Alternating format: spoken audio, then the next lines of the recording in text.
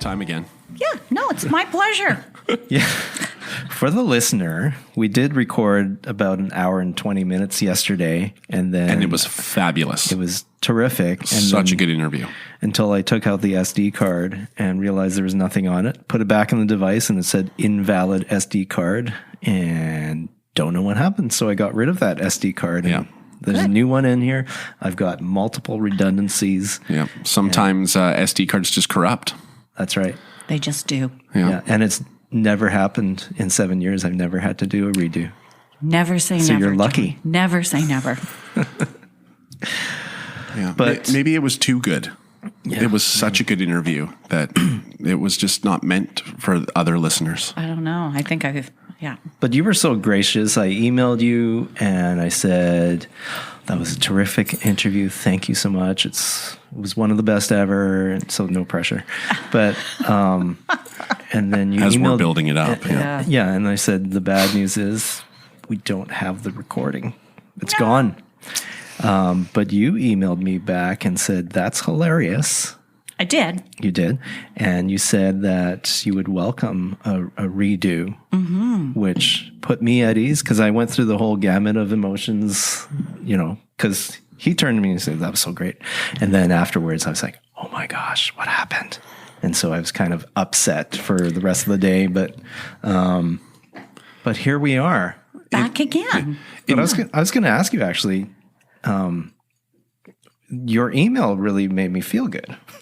And those words you chose really made me feel good.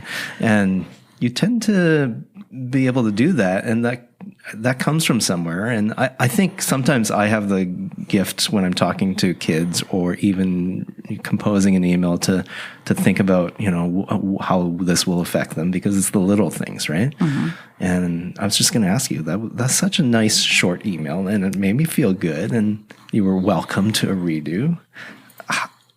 As an administrator now, and you have to deal with a lot of different people, is that something that it's constantly on your radar? Like, where does that come from? Is there a class that teaches how to write a good, succinct email? Oh, I don't know that. I did not ever take a class. Probably little bits of advice over the years that have stuck, but I think it's just always about who's your audience and how do you want them to feel. Mm-hmm. Right. And even when people are elevated, it's about, how do you message from a place of care and wanting to listen and hear them and make them feel like they've been heard and their message is important to you. Mm-hmm. And I knew, knowing you, John, that you were probably disappointed and upset. So I really wanted to bring it down, and stuff happens. You knew, right? Because that's just my personality. I hate being late. I hate things not happening just right. So in yesterday's interview, we're talking about A-type personalities and how everything needs to be just so. And you can see that all of the wires are color-coded to their special places. And that's John. I've never seen him that mad. Yesterday. We tried his laptop. We tried this console. We went down to Mr. Choi's room to use the MacBook there to see if anything would read this card. And then he just ripped the SD card out of the computer and stormed out of the room. And I was like, is everything okay? Are you okay? And he didn't say anything. And he just walked away. And I was like, I'm just going to give him some space. Yeah. Because John doesn't get mad. No. I know. No, not usually. No. I'm sorry that happened to you. But it's okay because I'm back. Great. I just realized I forgot to press record. No, I'm just kidding. He's lying. I can see it. Nancy, for the listeners, Nancy just jumped over the tables and her hands are around my neck right now. She's just, but you can't hear it because her hands are very weak. Very weak. But everything's recording. Good. Yeah. So getting back to our discussion. Yesterday? Oh, you have notes this time. Oh, wow. I do have some notes. I don't want to miss anything. Yesterday. This is good. Yeah. I just wanted to maybe go back even further because we know you pretty well. You're a nurturing person. You're really good with people, both adults and kids over the years. 42 years in the Delta? 42 years 42 in Delta. years in Delta. Yeah. Where does that come from? Like, how did you want to be a teacher? Because that's the obvious thing looking at you now, that, of course, you'd be an educator. Okay. Yeah, you talked a little bit about having chosen a career path to possibly go into accounting and not going down that path. But what happened? What happened before that? Okay, yes. So I think it goes back to grade 1, and some of this you've heard before, but it's the story. Yeah. In grade 1, I had a really bad experience with a teacher who would have preferred to be home with her toddler. She was a very angry person. She pitched chalk. She threw brushes. She stood kids in garbage cans. She yelled a lot, and I was sick most of the year. But it was the anxious tummy aches and being afraid to go to school. In grade 2, I had a very nurturing teacher who was her name was Miss Bent, and she was amazing. And she was a very nurturing person, very caring, very empathetic. And at, lunchtime, she would play music for us. And it was just a wonderful experience. And I think even then, I knew I wanted to be a grade 1 teacher. I probably couldn't have voiced those words, but I really, in hindsight, over the years, wanted to go back and have other children have a better experience. So I was passionate about being a grade 1 teacher. And in high school, I had a career counselor who, in the 70s, counselors didn't really know their kids. I met with him, and he had my marks and my folder, and he asked me what I wanted to do. And I did tell him I wanted to be a teacher. And he looked at my marks, which were good, and said, these were his words: "You would be wasting your life to go into being a teacher. You should think of something different." And he closed my file, and the meeting was over. And that left me with a lot of self-doubt, like we can never, ever, ever underestimate the power of our words. And the simplest things can have a huge impact on kids. And that did. I sought out other options. I was thinking of different things. I was even enrolled at UBC in accounting.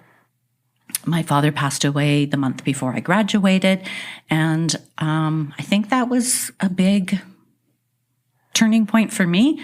I just at that point thought, I'm going to do what I want to do with my life. My dad was 51, and I thought, wow, his life was cut so short. You need to do your life for you and make yourself happy. So I switched over and I went into education, and I do wish I could go back and find that counselor. And because this has been a pretty amazing career for me. And I came so close not to have it because of the words of someone who didn't really know me. So we have to be super careful what we say to kids all the time. Yeah, no, you're not wrong. Well, we have a surprise for you. Your counselor is right here. No, I'm just kidding. We don't have that kind of power. No. It's probably long gone. Maybe one day. I was thinking I couldn't even name my high school career counselor now. Can't even remember their name because I don't remember having one. It's unfortunate, but that's the kind of impact that they had on me at that time, right? Like no relationship, no knowledge, no connection, no recollection. Right. Which really speaks to how now we focus so much on relationships and connectedness. And I remember a very wise principal. He was my secondary principal when I was at Burnsview. His mantra was always, the best predictor of student success is the relationship between the student and the teacher. And that is incredibly true. It's not about how able kids are. It's about them feeling like they are connected, they belong, and they're wanted, and they make a difference by being in the classroom every day. So there was a TED Talk that we saw several times in the B.Ed program at UBC, an inner city elementary teacher by the name of Rita Pearson. And she said, kids can't learn from people they don't like. And I took that a step further in my pedagogy. I said, students can't like a teacher they don't know. So you have to have that relationship with a student. Yeah. So important.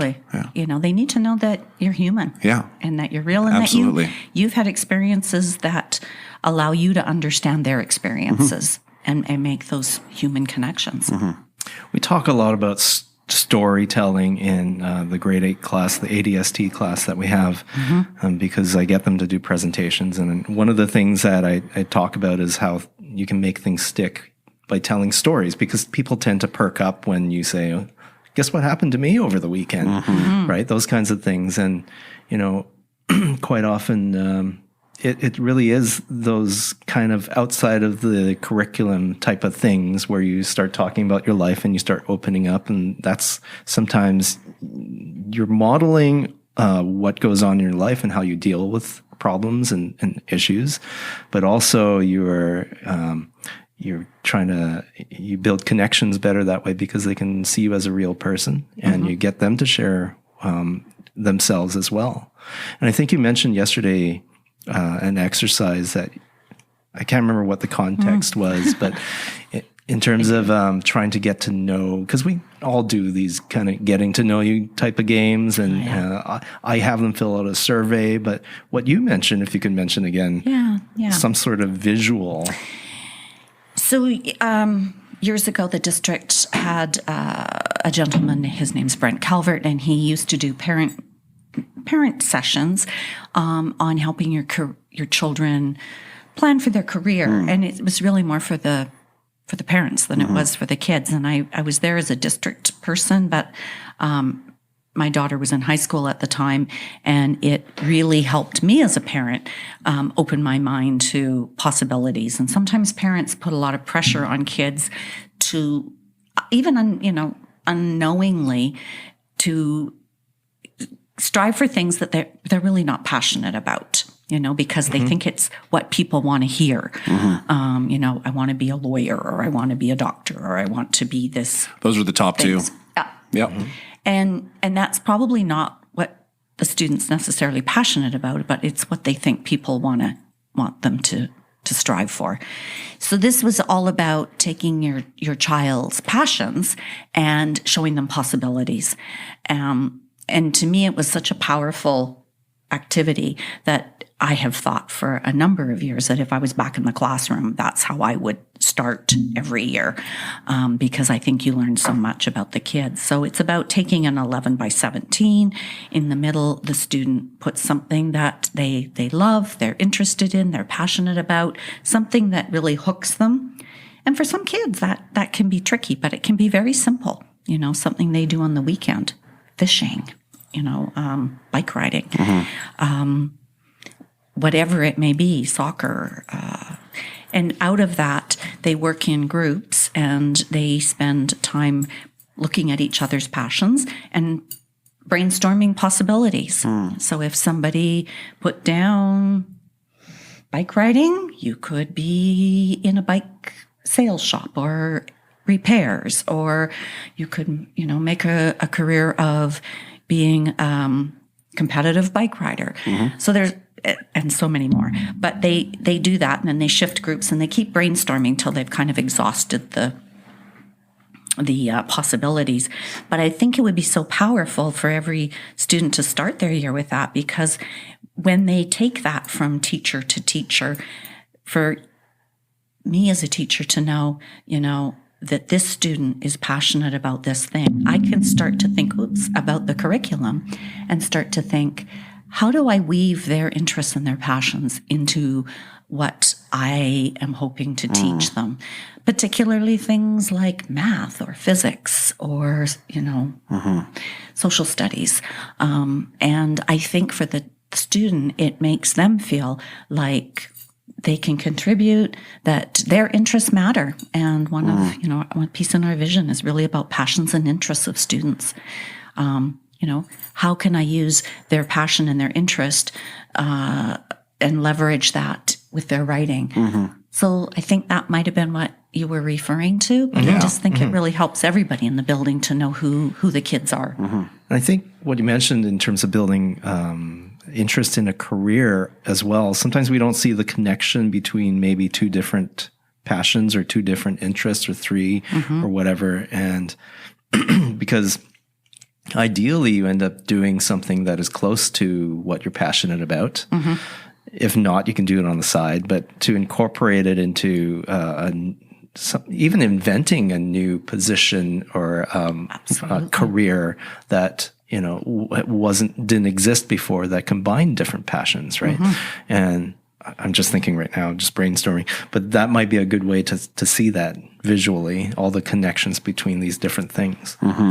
And I think even in, particularly social studies classes, that opportunity to bring in examples from the real world, and show kids that this is something that didn't exist before, that someone thought of it, and they're just like you. You don't have to be a scientist. These were pretty ordinary people who came up with some pretty profound and impactful, innovative ideas. And so, I think we talked yesterday about the fire in Lytton, and there's a lot of learning for kids in that. And Lytton is still there's so many factors that are impacting the pace at which that city is able to rebuild.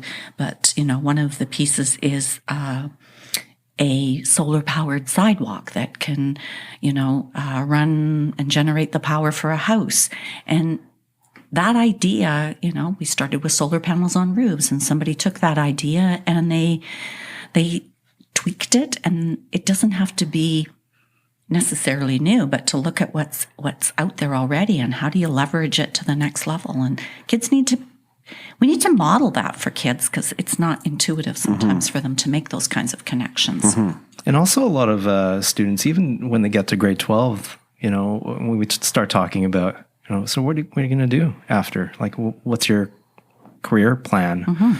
A lot of them say doctor, lawyer, and but they haven't really looked into what the lifestyle is and what they do. And one thing, an advice that I always give kids, even younger kids, is go and ask somebody who actually does it. Like, what is their life like? Or go and do a ride along, or volunteer. Even if you were volunteering in an office, but you're in that facility where they do that kind of stuff, you're at least closer to what goes on, right? You can see what's going on. Exactly. And I think we educators all followed a similar career path. We went into it because we loved school, generally. Sometimes not. Sometimes we wanted to make a difference. But we tended to understand school. We could, play the game of getting through. And, we had to go to university to become who we are. And I think we forget sometimes, because it wasn't our experience, to promote other paths. We tend as a system, I think, to be very, we're getting you ready for post-secondary, or we're getting you ready for university. We're always getting kids ready for something. And I think we need to take a step back and really re-examine what are the options, because my path didn't certainly prepare me for all of the options, but there are so many different choices. I think years ago I heard a story, and I think it's true. Two kids go into, after high school, one goes in to get a plumbing apprenticeship, and one goes into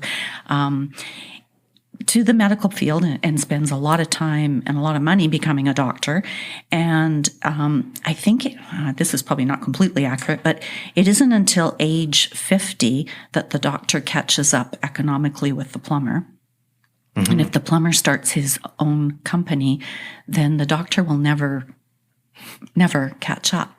So there's so much debt as well. I remember my cousin becoming a doctor. Yeah. It's so much debt from schooling. And yet we put this, and they are all important careers, but we put a lot of emphasis on these high-level doctors and lawyers jobs, and really what we need everything. We need absolutely there's so many options for kids. You think of noble professions, and that's what parents want. They want you to be wealthy.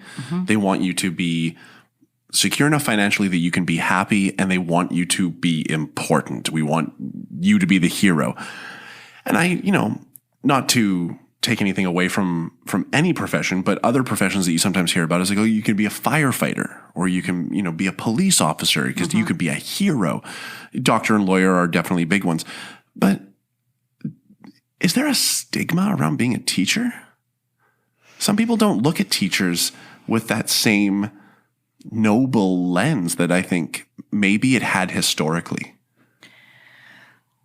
Yeah, I think very long time ago, it was, there weren't a lot of those other options, right? Like there weren't as many roles in society. And so teaching was one of those ones that was kind of revered. Yeah. There's so many options now, but when you talk about heroes, I think people equate that with saving lives, exactly, or risking their life. Yeah. And, I think they forget that teachers make a difference every single day, and they make a very powerful difference on some students who need us the most. Save the life before it needs to be saved. Yeah.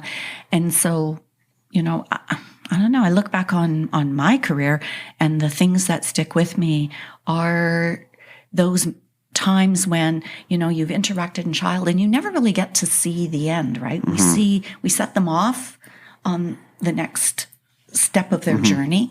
But then ultimately they leave school, and we don't always get to hear about everyone. But when you do, and somebody takes the time to get back to you with a message, and for me, there's, recently one that was from 38 years ago. A student found me on Messenger and was apologetic, but really wanted to let me know that her experience had been very impactful and that she hadn't forgotten the lessons that we shared together. And that to me is exactly what you're talking about, that knowing that we have an opportunity as educators to make a difference, a life-changing difference. You don't always get to hear the times that you prevented something from going awry. No, that's true. That's true. And I think we talked about this yesterday as well, but it's little things do matter, like the little comments, or when you're complimenting somebody on something, it makes a huge difference, because it's like a little bit of boost of confidence. And even for staff, I know Nadia Schock, our French teacher, and from Forte Physiotherapy, she always wants me to mention that. We get a kickback from that, right? Yeah, you get some I got royalty. a hat last time. Oh, okay. So I'm looking for some. I'll look for my hat. Yeah. But every year she does this thing where, I don't know what it's called, but she has her students write out little cards for teachers that they appreciate. And so for each teacher, a separate card. And then she goes around at the end of the year. I just got my pile. Yeah, I didn't bring mine. And she comes in and delivers all of them. And I'm reading through them going, well, these are like little comments, but this makes me feel like I matter here, right? And if you don't think about those little things, and, after a while, it starts building up resentment and that kind of stuff in terms of being a staff member here, because you have to deal with a lot of stuff. There's a lot of stuff.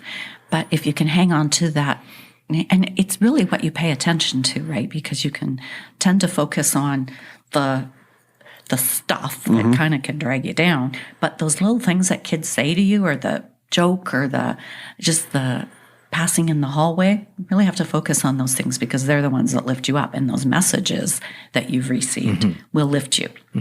And for me, like, it's giving messages to kids that have done great work, or whatever. Like maybe they have a new hairstyle or whatever.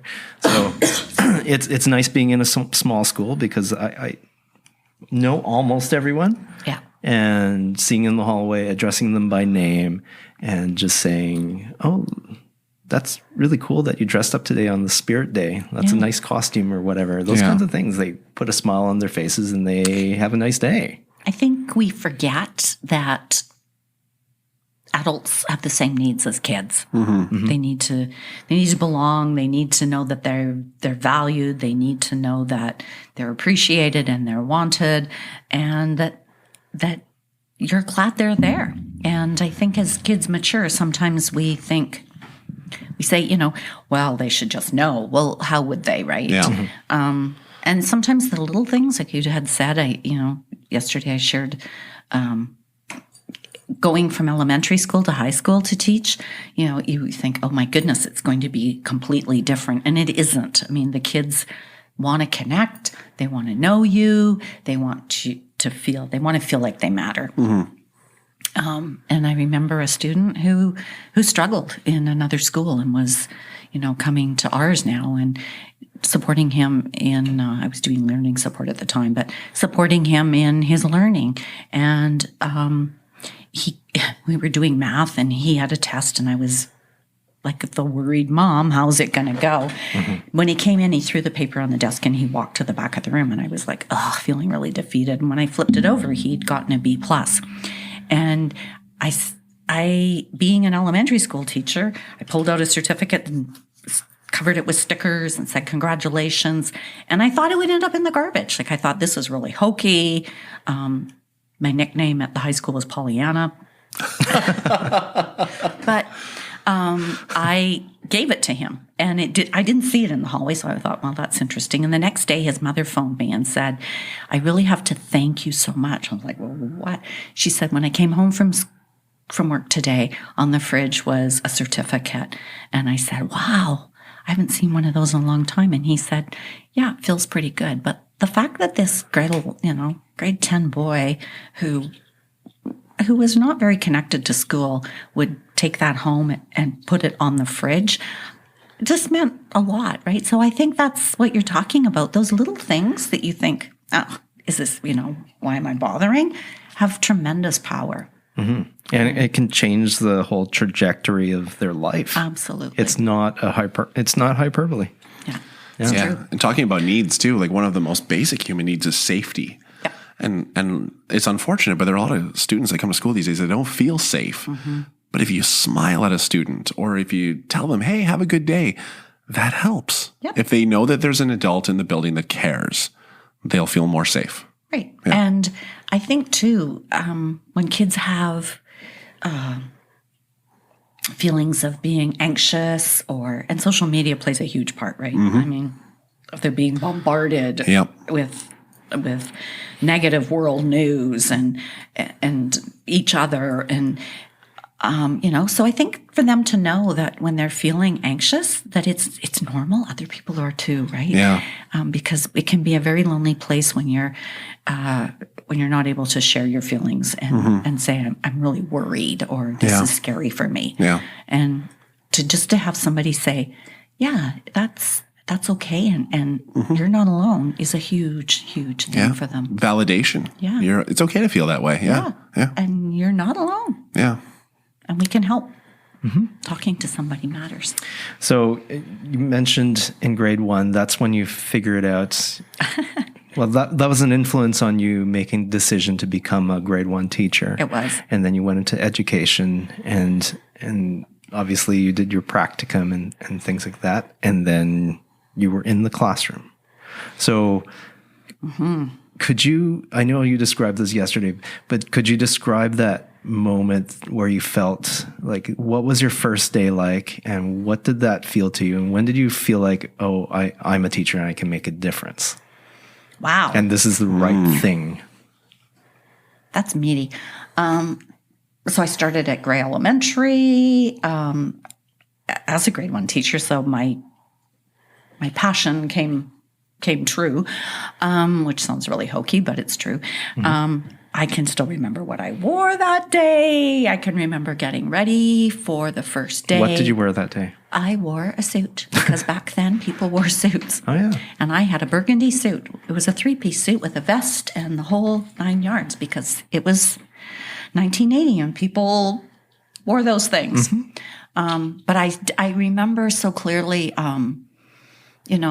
being excited, nervous. I can, just the kids lining up and just that excitement of, wow, this is real. And I was young. I turned 21 in May and I started in September. And I look at that now and I think, oh my goodness, I look at kids and I think, it's so young. And yet I did not think that, it never crossed my mind. This was an important job and I was ready to do it. And so it was exciting. And I think just from my own experience, I really wanted the first day to go well. I wanted them to know that this year they were going to learn to read. That was a very big thing for them. And so the first day we only had them for, an hour and a bit. And I remember teaching them the letter A, and they could then read A with a picture. And, hey, you guys, it's the first day and you know how to read, because I wanted them to feel like school was a place they could be successful. So tried really hard to give them something the first time they set foot in the door that they could be successful at, because I think they left feeling like a positive sense of efficacy, that they could do it. And I did. That was very intuitive. Like I didn't know what I was doing, but if I was going back and doing it again, I would do the same thing all over. Yeah. And just really, just making sure that there were structures so that kids knew what was the norm, and it was doable, and that, we were there to learn, and we were going to have fun. Mm-hmm. I don't know how things have changed in terms of educating educators and preparing them.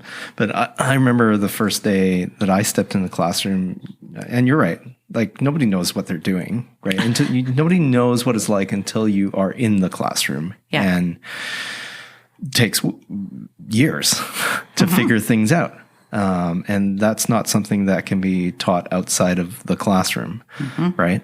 And it took me years to figure that out. And even, I think, for me, when I went back to do my master's degree, that was a good thing, because I got a second look at all these concepts that were looked at before that I never understood out of context, right? Out of the context of the classroom. Because you could talk about theory all day long without having that experience and have no clue. Something to hang your information on. And you're right. I mean, I'm about to leave the profession, and all I can think of is, like in the last few years, if I was going back, it would just be so much better for kids if I could go back and with knowing what I know now. And I think, one thing that made a huge difference for me was my very first principal, who was a brilliant man. He, very first day, paired me up with, it was a big school. There was almost 700 kids, and there were 4 full grade 1 classes. It was large. But he paired me up with another teacher who was a master teacher. And, he said, I just want you to feel you can talk. And she and I became very friends together. And she was amazing. But we had curtains in between the walls at that time. So we would open the curtains and we would co-teach. And, we'd plan things together. So we were collaborating even back in 1980. And it was so powerful. And I learned so much from her. Her name was Marian Orsetti, and she was absolutely a brilliant teacher. And we remained friends for years and followed similar career paths. And that makes a huge difference, because when you go into a classroom, you don't have any experience behind you. So if you can have that opportunity to have somebody come alongside you and learn together. And it was not at all, she was the expert. She was learning from me, and I was learning so much from her that it was just a rich way to come into the profession. And I worry about people because, the first 5 years are the hardest.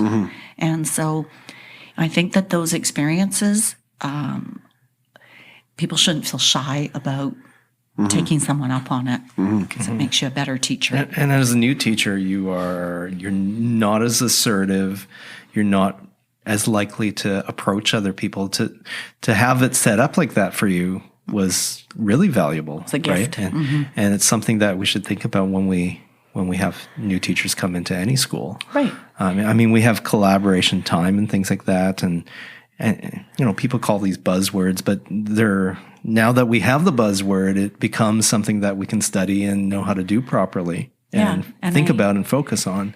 And that teaching in isolation for the first 5 years would be horrific. I think you would fall apart and you wouldn't want to do it anymore, right? Which a lot of people do. And I think, I know there's varying success in the district with the collab time, but I think that's something that we need to talk about. And you're right, John, like now that we have it, we need to talk about why we have it and how it should look and how it should sound and why does it matter, and not take it for granted, because it has so much power to make a difference. And we talk about new teachers, it's very similar for new kids, right? They need somebody that they can be paired up with to kind of just learn. They come into the school, that pairing up and having somebody take you under their wing, it's human nature. And even socially, when you go into a social situation, it's always helpful to have somebody approach and welcome you into the group. Yeah, it certainly makes it easier to have that sense of belonging from the beginning. Yeah. Right? That was a tremendous gift that John gave me. Did I? Yeah. No, it was the first staff meeting, and I remember, if I'm not mistaken, I think someone said something about Star Wars, and you spoke up and said something. And of course I did. And then I thought, okay, that guy likes Star Wars. I like Star Wars. I should go talk to him. And where I really remember that bond forming was when you told me that your children were named Miles and Ella after Miles Davis and Ella Fitzgerald. And I'm like, my gosh. A jazz lover too. He likes Star Wars and jazz. This is going to be my friend. Which is rare. I never find anybody who enjoys the same music. Yeah, and both. Yeah. Love jazz. And then you took me under your wing, in a similar way to the mentor that you had. Yeah. Yeah. That's because I had good mentors as well. Yeah. So that's what I learned. Yeah, that's what I knew, and that's how I learned to, help out, pick out the person in the crowd that, seems like they're a little bit lost. Which you seemed like you seemed like you were lost, totally lost. Well, I think there is a naivety. Yeah. When you come into the profession, there is a naivety. You don't know what you don't know, but you have this kind of unearned confidence. Because you need to be confident when you walk through the door. The kids will smell it if you're not. But fear. Yeah, but a master teacher can smell that out better than a student can. And while I could show confidence to the students, I was a little, I don't know this job yet. I don't know Delview yet. I don't know the neighborhood. I don't know the demographic. And, there's a lot to it. There's a lot to it. Yeah. I remember when I went to Burnsview from elementary school, and suddenly I'm in high school, and I remember them saying, and by the way, I had gone in as a full-time learning support teacher, and they said, by the way, we want you to teach a block of English 8. And I was like, And, Carl Moser was the department head, and he said, come on down to my room. And he said, here's resources, we work together. So I've been really fortunate throughout to have amazing mentors. And even going into admin, I was just really blessed with people who, helped me and could welcome me and bring me along, and also people who encourage me. And I think that that's something that we cannot underestimate. Sometimes you just need somebody to give you the nudge and say, have you thought about? Yeah. And it makes an incredible difference. And it's kind of interesting to think about, but because there are these legacies, right? I know that one of John's mentors was a man by the name of Ken Nishi. Oh, yes. And I've met Ken, but I never worked with him. But part of me wants to believe that because I'm the teacher I am because of John, I'm also the teacher I am because of Ken Nishi indirectly. And you can go and you can look at the annuals from Delview decades past, and even though you never knew these people, you're impacted by them. You're impacted by the legacy that they left behind and by what they did in this building and what they did in this district. So I'm going to segue that. everyone likes to be really, really modest, and there's virtue in modesty. But at the end of a 42-year career, what do you think is your legacy? What do you think is something that you leave behind? Ooh. Oh, there's a few things. Or what are you most proud of? What do you think was a success that you're proud of that is going to live on? I'm proud of the fact that I was in a director role when the first co-created vision came out. I'm really proud of being a part of what was Vision 2020, which was the first time that we didn't, write something in the board off and send it out to schools and say, here's the vision, good luck. But to have schools work with staffs and then percolate the information up and have it come from all across the district, from staff, from kids, from parents, to kind of feed into this creation of everybody's words. I'm really proud of that. And I think that has shifted. It's shifted so much in the district, especially the conversations around the need to collaborate and network and learn from each other and not work in isolation. And also inquiry. I have to thank my friends Judy Halbert and Linda Kaiser.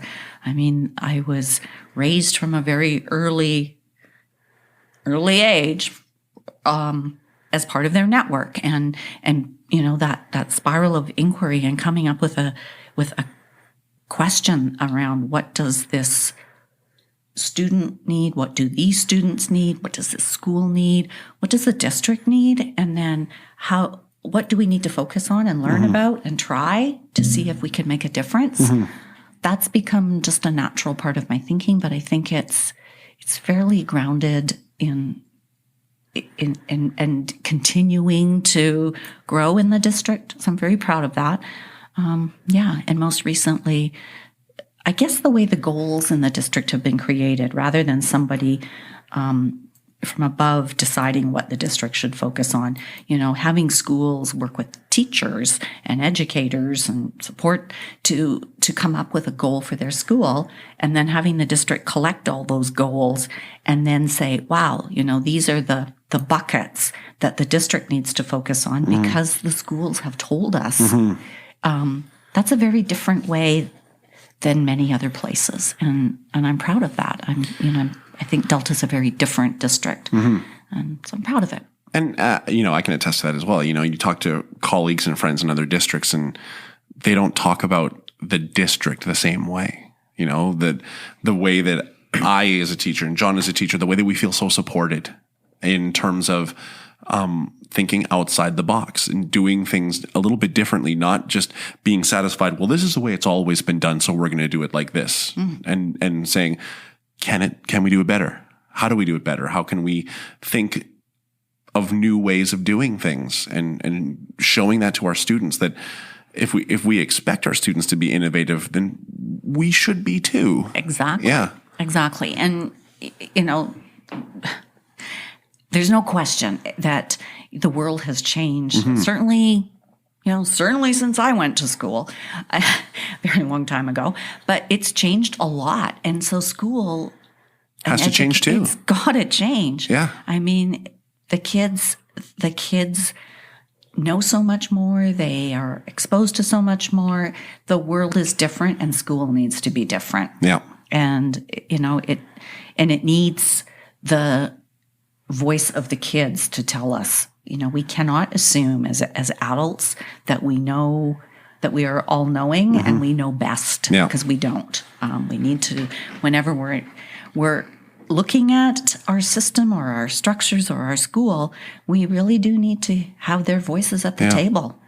What would make this place, what would make a difference for you in this place? And they're the only ones that can tell us. That's interesting when you were talking about the vision and the process mattering. And I was thinking about, well, that's a good model for the classroom as well, and what we do in the classroom, because in order to get ownership of whatever you're doing, it's always best to co-create with your students. And And it's nice that the district has kind of modeled that way of working and honoring the process. And how do we demystify it, right? Yeah, like as teachers, we know the curriculum, we own the curriculum, we're responsible for the curriculum.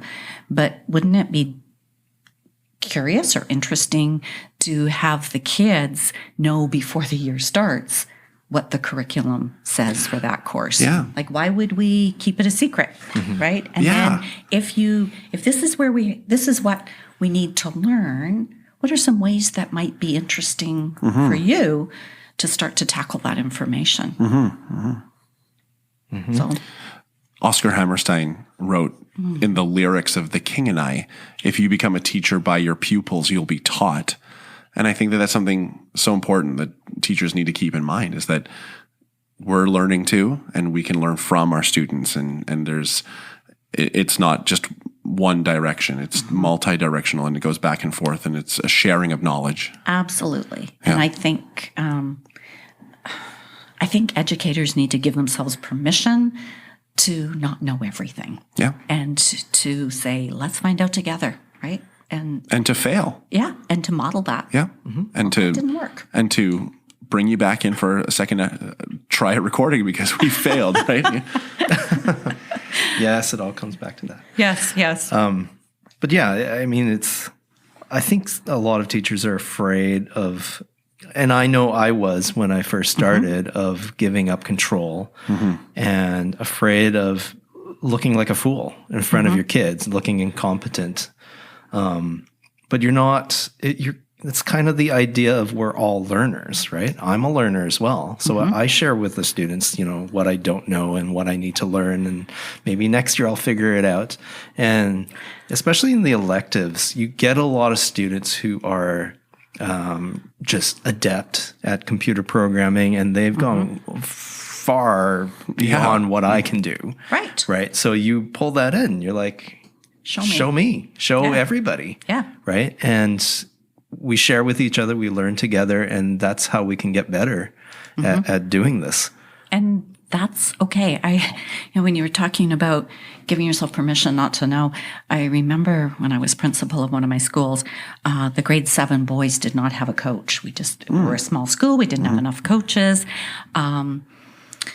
The counselor and I worked closely together, and he kind of said, he had no idea about basketball, and I had less. I know nothing about basketball. Love to watch it, but I don't know it.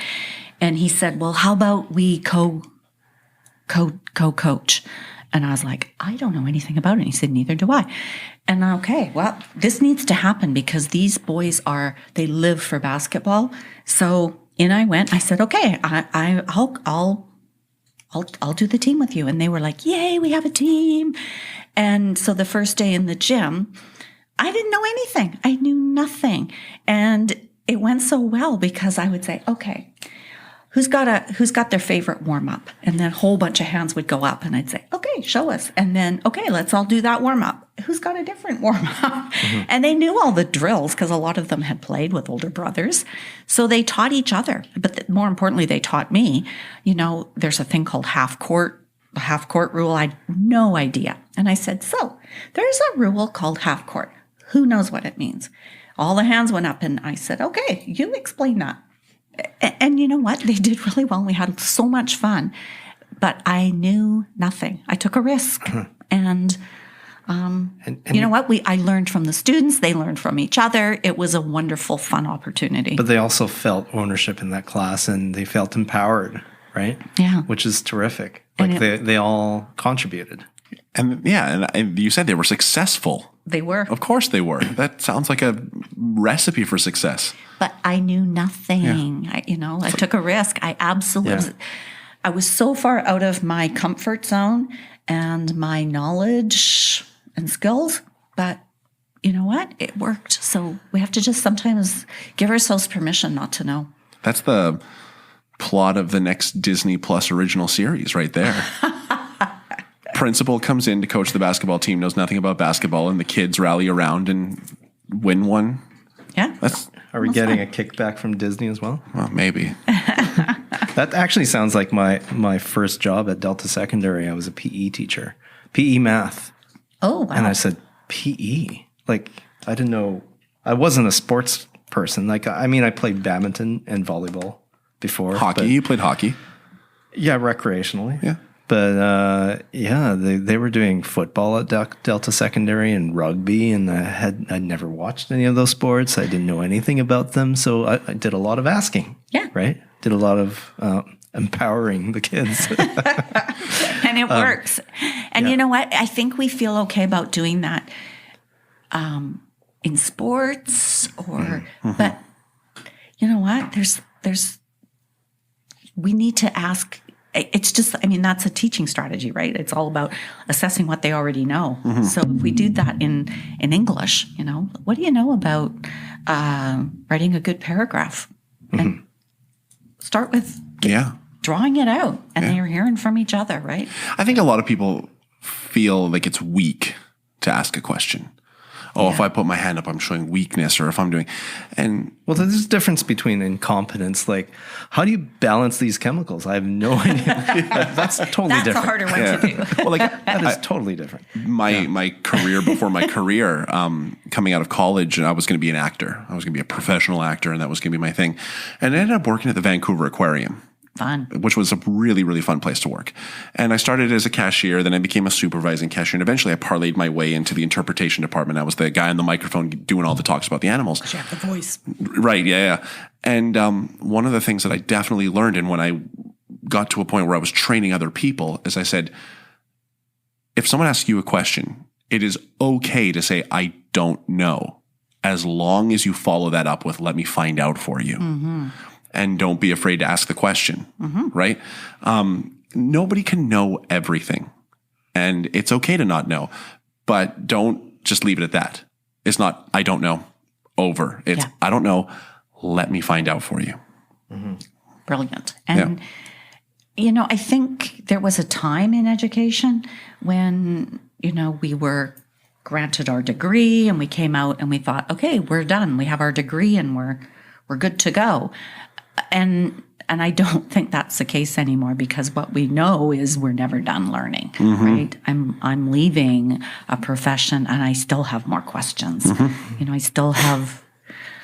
I'm still super curious about a couple of key areas that I'd love to be able to keep going but you're never finished. And I think people who find joy in the profession are the ones that are thirsty to keep finding out more. Because what often fuels people is they try something and it worked, and it's that sense of satisfaction, and it makes you want to try more because, you're getting positive feedback on what you're doing. And so I think there's a lot to be said that to be curious, always, and keep learning. Yeah, I think what you said, like after coming out of having a bachelor's degree in science and coming to the school for the first time and getting all those questions, especially from grade 8s who love to ask very basic questions, even with all that experience in science, it was the basics questions that sometimes would stump me, because I never spent a lot of time thinking about the fundamentals, or maybe there were some weaknesses in certain areas of my knowledge. And I think that strengthened me as a teacher, all those questions that came from the kids, right? There's no such thing as there are such things as dumb questions. But I mean, those simple questions that come up do make you, if you think about it, if you take the time to go and think about why certain things work and really poke and prod at that area, then you'll find some gaps in your knowledge, because you spend so much time in a university talking about the big things and complicated things that when you come to a high school and you get all these basic questions, it really, can you answer those questions? To be humbling. There's a YouTube channel, I forget which one it is, but they explain things at 5 different levels. And so explain to like a 5-year-old, and then explain to a teenager. And I love that, because they'll take like a psychologist and they'll explain at these different levels. And if you can do that, then you truly know what you're talking about, right? Yeah. I mean, the best way to know if a student, and I use that loosely at any age, has mastered something, is to have them teach it to someone else, right? Mm-hmm. And you know, we know that about kids, but it's the same for adults. Mm-hmm. And you know, you talk about those levels of understanding, but you look at, you've both got young kids, and they are so curious when every little thing, they want to examine it. They want to figure out how it works. Mm-hmm. You know, the Tupperware in the closet makes them curious. And so how kids come into kindergarten incredibly curious, and how do we, as a system, openly foster that? Because it falls off by grade 4.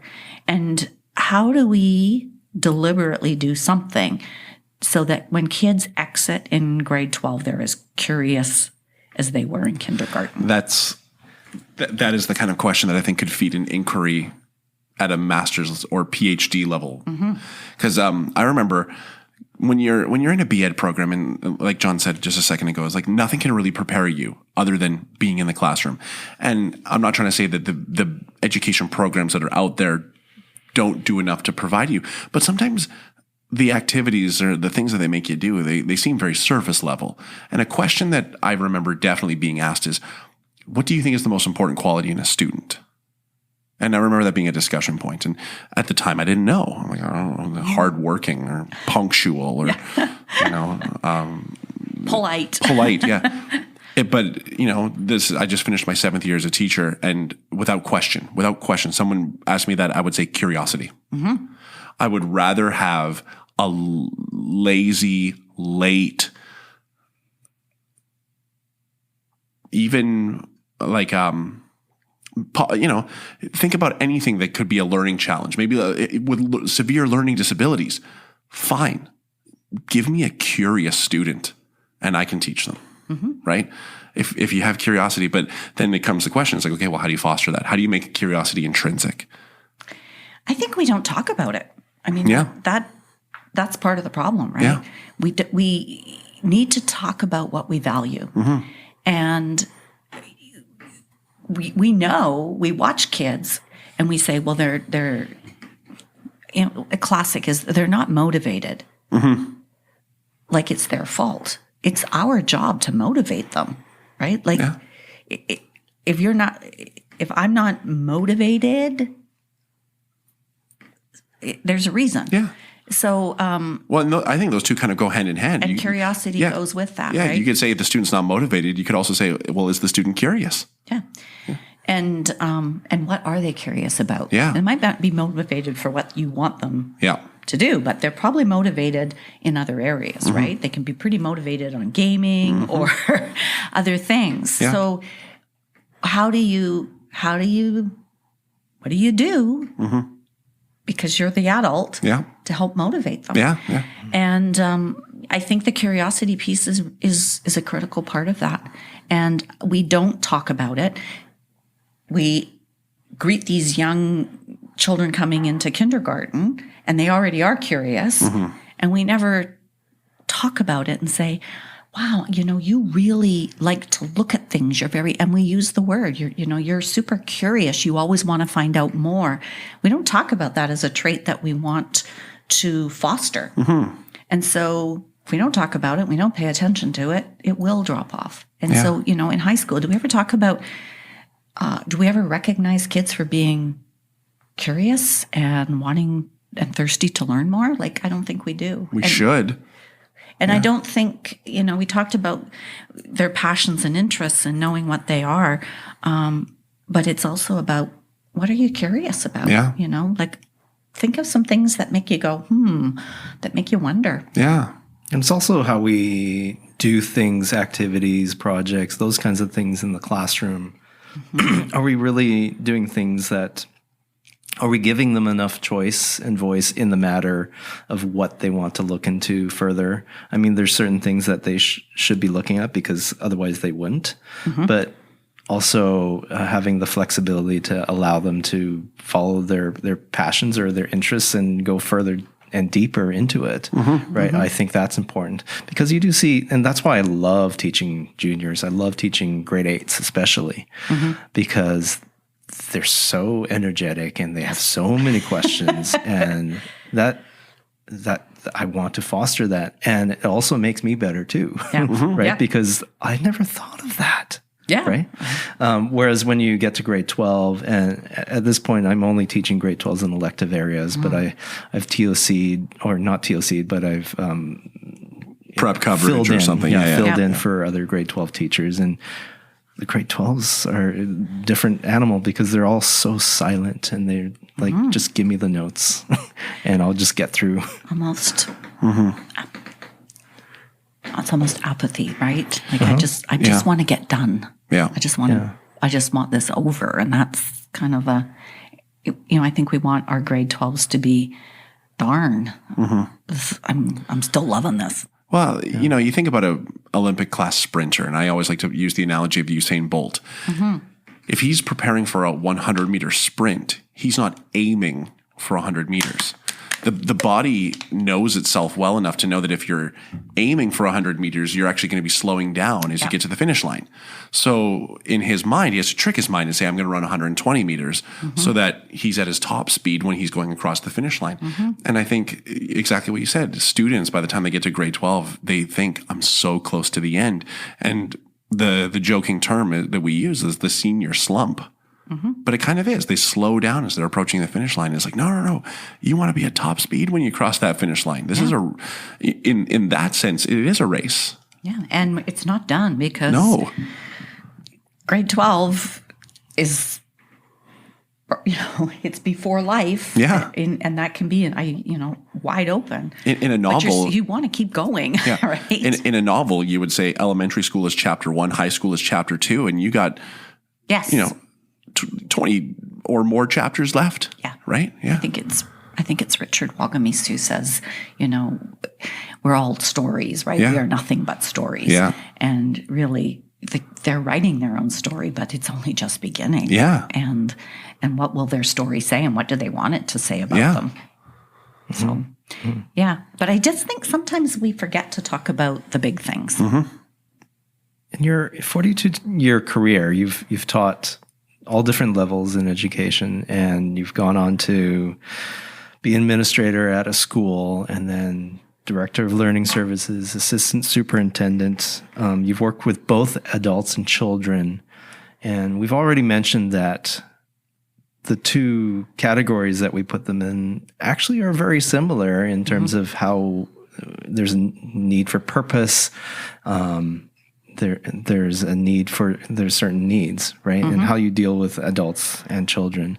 And I was just wondering on the question of curiosity, how do we foster that for adults? Because we want, and you mentioned yesterday that hiring practices have changed in the Delta School District. We're looking for people who, the question is, what books have you read? What are you learning now? Yeah. As opposed to, how would you solve this problem? Right.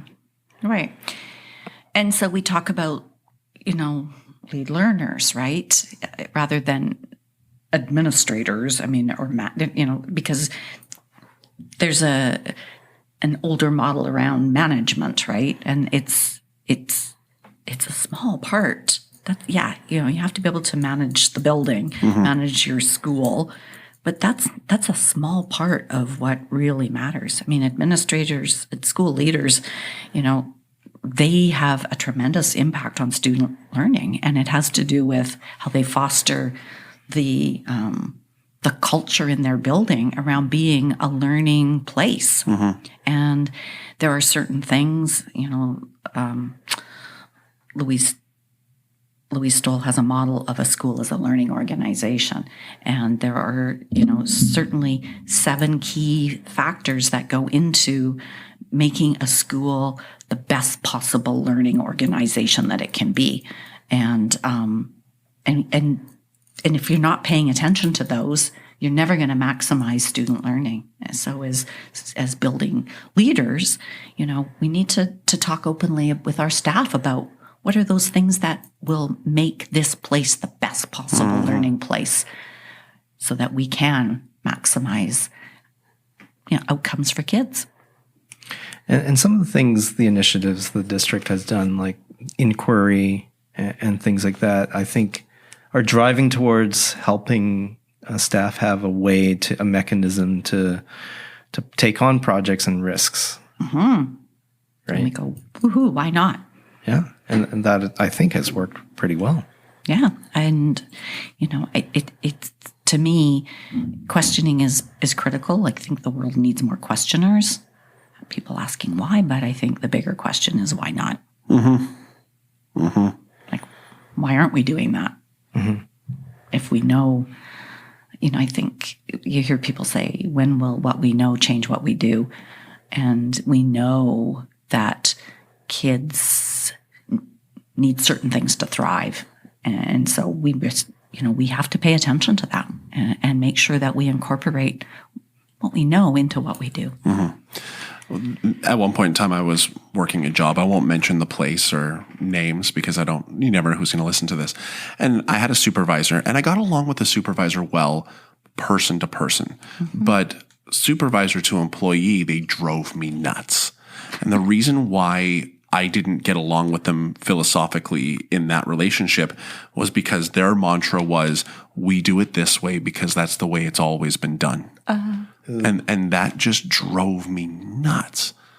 I didn't want change for the sake of change, but I wanted to make things better, more efficient, more innovative, bring things up to date. And anytime I tried to make any meaningful change, it was a brick wall. Nope. No, we're not going to do that because we've always done it this way, and that's the way we're going to keep doing things. And yeah. And you hear that in education. Yeah. Well, we've always done it that way. Well, no, we shouldn't change it. And it's not to say that it's wrong or bad. No, yeah. It's just, if you're teaching a class of kids, you have kids here, you can't see my hands on this radio, but you have kids here and kids up here. And your job as a teacher is to take them from where they are and move them forward as far as you possibly can. Yeah. And it's the same at every level in a system. If you're a teacher and you're here or you're here, it doesn't matter as long as you are. It's about continuous improvement for everybody all the time, everyone in the system. And, I think I mentioned yesterday, I truly believe when it comes to kids to adults, we are all learners, we are all teachers, and we are all leaders. Yeah. And we need to think about our kids that way too. They teach. You get kids who are leaders, and they can lead in a way you really want them to. Can also lead in a way that maybe you hope they wouldn't. Yeah. But they are leading. So it's about how do you talk to them about that and try to change where they're taking people because they are. So I don't know. To me, it's fascinating. We are a great system. Like British Columbia is one of the top in the world. It's an amazing jurisdiction, and it may be here in the world, but it needs to keep moving. Don't be stagnant. Better, right? Yeah. And we know we have some gaps. Our grad rate in Delta is very high, but we know that we have populations that aren't there yet. They've come up since we've started visioning. They've made improvements. But when we talk about some of our populations, like children in care especially, Indigenous students with designations and diverse needs, we still have a gap that we need to close. And the only way we're going to do that is to think about it as where are we at and how do we get better? The most demoralizing thing I've ever heard was at a staff meeting when I was trying something new, and I'm a risk taker when it comes to being an educator. You are. And I was trying something new, and somebody stood up and said, you doing that is making the rest of us look bad, so please stop doing that. And I thought, wow, that is so backwards to where you want to be as a teacher. And right? would they ever say that about a kid? Would they ever say, wow, you are a really amazing learner and you're making the rest of the class look bad. You would never, ever do that with kids. So why would we ever say something like that to a colleague? And part of taking risks is failure, and part of taking risks is the safety of being able to take those risks, right? Anyways, I ignored that person's advice and kept going because that's what I do. But I thought that's just weird and backwards. Yeah, that's not the right way of approaching anything. No. Yeah, but I've heard that one before. Yeah. And I think, we will hear things on our learning journeys that support us or maybe not support us, but we have to just keep doing what we know aligns with our values and our beliefs around kids. And I think that needs to be the North Star. Yeah. And if you're in line with your values and your beliefs, you're not going to go too far wrong. We've done a lot of educator talk here. Now, I just kind of want to switch gears to you being a parent, because I am a teacher, my wife is a teacher, and our two poor kids, one's 15 and one's 10, have had to deal with two teachers in the household this whole time. And it's not been easy, but it's also, I think, it's been good for them because we have an idea of what is valuable and what isn't in terms of their education, and what to focus on and what not to worry about, right, in terms of learning. So what has been your experience? Because I know Tiana went through here. She graduated in 2015. Great experience here. Excellent student. Had a great time. Good relationships with all her teachers. Amazing educators. So what was your experience as a parent and as an educator at the same time? And I guess your husband as well. Yeah. I think super hard on her. I mean, all the way through, she was adamant she wouldn't be going into education. And she certainly did not want to be a school administrator. Why was that, though? Why do you think it was difficult on her? I think because when your friends know your parents in their role, there's something about the principal, right? Yeah. And they knew us. I mean, the kids, her friends knew us, but there's still that, expectation that you can't mess up. And I think that was not easy for her. And I think it was hard on teachers when we would go to parent-teacher interviews. I can always remember starting by, we're more nervous than you are. Like, just don't think about our role. Just like, we're here just to talk about our child. But really, going into parent-teacher interviews, I was incredibly nervous because I knew how I couldn't help but think about. Like, are they going to hold back? Because how would how would I feel in that situation? Right. So I tried to be gentle, but it's not easy to be a child where you have two very driven type A personalities. And I think there was, in hindsight, I hope she would say there's a lot she's learned. I know, she was at my retirement, and it was a pretty positive thing. But I don't think that that's an easy place to be. I mean, I remember coming into this building. I was moving out of director, and Neil Stevenson was I was still director. Neil Stevenson was coming in to work in the district, and I was touring him around the building, right? Just where we were doing school tours. And we didn't get much to the first classroom. And then my daughter was texting me saying, Mom, why are you here? Like, what's wrong? I actually remember that day. Do you remember that day? Yeah. And then in a panic. Yeah. And then all of her friends were texting, and pretty soon the message was, Deanna, your mom's here with your dad. It's a small school. It's a small school. And anyway, and then we finally got to her classroom, and I was like, it's okay. But the whole school was like, oh my goodness, Tiana, your mom's here. So I don't think it was easy, But even though I think we had pretty good relationships with the educators, and I certainly always felt at home here. But it's kind of weird to have your parent connected to your schooling. So I think the biggest thing for me was trying to not get involved. So for her, if she had an issue, she would talk about it.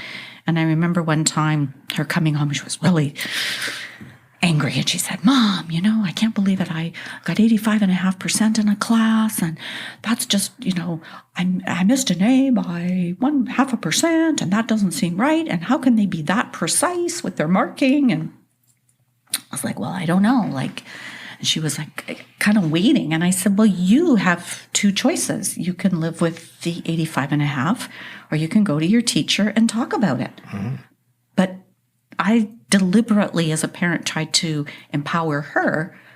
And so she did. She went and she said, this isn't right. When a child, but she said, when a student's got like 48%, you let them do more work to get over and pass. So why wouldn't you let me do some more work to get the next mark? And it was a discussion, and they did, and she got it. But I think she learned from those experiences. And I think sometimes as parents, we want to solve everything and pave the way and make it easy. And that's exactly where I'm at right now. I have my eldest is going to start kindergarten in September. Yeah. And I have told my wife, I'm like, I can't wait to go to my first parent-teacher conference and just like throw down teacher jargon and say, can you show me the rubric and can we talk about assessment strategy? And then my wife like patted me on the shoulder and she said, don't you worry, you're not going to any parent-teacher conferences. And I'm like, We've talked about this because my son actually goes to the same high school my wife works at. They don't see each other very often because she teaches in the French area, and so that's not a problem. But it's interesting when it comes to parent-teacher interviews, because so often I feel like I have to just bite my tongue and not mention certain things that I've read or talk about that kind of stuff. For my son, the learning is, sometimes you have to play the game, and sometimes you have to, if you're not happy with it, if you don't think it's fair, then you have to, just like you did, go have a conversation and learn how to be an advocate. Yeah, exactly. And that's what we want for our kids, right? Because as they move on, they need to know how to advocate for themselves and solve problems. And they can do that at a very young age. But parenting, I have no great advice. I could go back and do it again. I'd do it better. So you are about to retire. What's your last day in the district? Tomorrow. Tomorrow's your last day? Same as us for the year. Wow. Yeah. That's I know. It. Nothing to tidy up or loose ends. There's You're always done? loose ends. There's always loose ends. But So they have your phone number. They have my phone number. But, we've kind of passed the torch to the new one. And I think we're in a place where it will. You know what? That's the thing about any occupation. You do your best, you give it your all, and if you've left, you always try to leave your place better than you found it. So whether it's your kids that you taught, whether it's the school, whether it's the district, you try to do everything you can to go as far as you can and try to leave it better than you found it. And trust that it's just going to continue. And wherever you got it to, someone's going to, if they do the same, it's just going to keep getting better. And I asked this question yesterday, but how did you realize that you wanted to retire? They say when you're ready. And I thought, well, that's kind of, that seems a little odd or a little bit strange. And I couldn't really imagine that. But countless people have told me that. Most of the people that I've worked with are retired. And so I thought, I don't know. I don't know if I believe it. A year ago, I had really planned to retire last June. And when it came closer to the end of the year, I just knew I just couldn't. I wanted to finish off the vision. There was stuff I just really felt like I wanted to get to. So I told the superintendent, I said, Doug, I'm just not ready. But it definitely Christmas. I am so ready at Christmas. Christmas is it.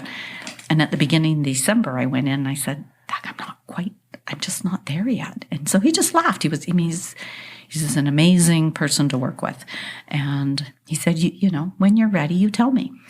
And I went away for spring break, and, you know, the things that I had on my want to get done list were done. And we were in Palm Springs, and the family was there, and it was just a wonderful time. And I, at that point, thought I wouldn't have to go back.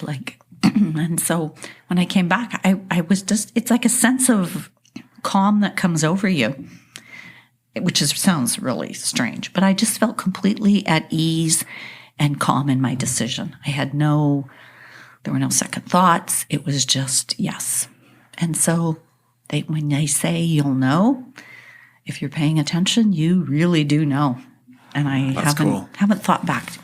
Do you still feel calm right now? Well, I don't feel very calm about getting the last of the boxes out of my office, but I still feel really calm about that, my decision. Mm-hmm. Yeah. Good. So what does retirement life look like to you? You mentioned yesterday quilting could be a hobby. I have hobbies. Training the dog. Yeah, the dog needs a little training, and it's only 11 months old, so there's lots to do with him. Mm-hmm. Travel, yeah. I've got some trips planned. In fact, I plan to be away when somebody wisely said, when you retire, you should plan to be somewhere different on the first day of school. So I'm taking their advice on that. And some traveling. And I'm not really sure. I think for me, it's hard to shut off my brain. Mm-hmm. And I think in terms of connectedness, connections. And when I was retiring, they dragged out every slide presentation I'd done. I think I mentioned that, Neil managed to find all these different scenarios of me making sense of the district work at the time. And I still do that. I still think about this connects with this, and this is... And I can't help that. Like frameworks and mind maps. And, mm-hmm. Yeah. And so my brain might not shut off right away. And so when this door is closing, and I'm totally open to whatever's on the opposite side of the door. So who knows what that will look like. Taking it a day at a time. Yeah. Yeah. My husband was very different when he retired. Didn't want to do anything for a year. I'm not quite like that. I'm a little bit like... What's next? My dad, when he retired, started answering calls from telemarketers and asking about their families. And it was very disturbing. Okay, that won't be me, John. I remember popping by one day and he was talking on the phone. And I asked my mom, who's he talking to? Because he's asking about the kids. And my mom said, he's talking to another telemarketer. Just ample time. Yeah. You can do that kind of stuff. Be careful, right? I don't want to do that. But you know what? I think I'm leaving with incredible hope. And we talked yesterday about everybody needs hope. And when kids mess up, we want to let them know that they can get themselves back out of. If they dig a hole for themselves, they can get back out. Yeah. You've let your mark slip. We can help you. Yeah. And I think hope is a really important emotion. And I'm leaving Delta with incredible hope because this is such an amazing place. And I just know it's going to continue to bloom and improve and get better and better. And talking to educators like you brings me incredible hope because you care so deeply and you are so curious and passionate about making a difference that this is what lifts me up. Well, thank you for taking your time again. Yeah, thank you. We've wasted so much of your time. It's not a waste. It's been a gift for us, though, to talk to you twice. And a gift for me to talk to you. Well, hopefully. Absolutely. Yeah. I've known you a long time, John, and yeah, it's been great. And I said this yesterday, and I'll say it again, but you've meant a lot for my career in terms of, being somebody who's so nurturing and personable at the district. And, you don't see that in every district or every company or business you belong to, and just supporting everybody, and just being there for me whenever I needed you, and answering my emails and that kind of stuff. And it's just been great. Like I've had lots of fun working with you. Yeah. Well, and your passion for learning, for professional learning, is contagious, and don't ever stop, because you're amazing. I won't. I mean, you talk about retiring. I cannot imagine retiring. No. Clearly you're not ready. No, definitely not. Well, thank you. Thank you. It's been a blast. Take care. Take care.